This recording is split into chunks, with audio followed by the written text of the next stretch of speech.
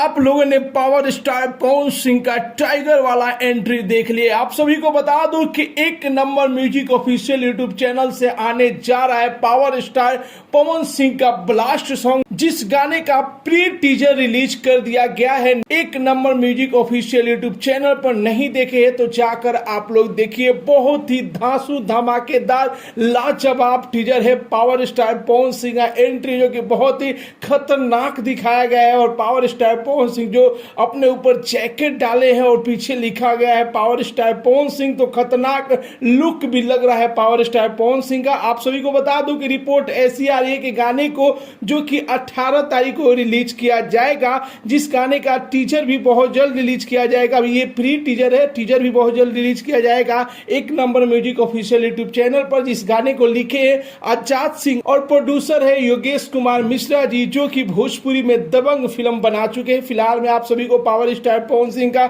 नया लुक कैसा लगा और कितने बेसब्री से आप लोग पावर स्टार पवन सिंह के इस नए गाने का इंतजार कर रहे हैं, अपना राय जरूर ही कमेंट बॉक्स में बताइए। मिलते हैं अगले वीडियो में एक नया न्यूज के साथ, तब तक के लिए बाय बाय, टेक केयर, जय हिंद।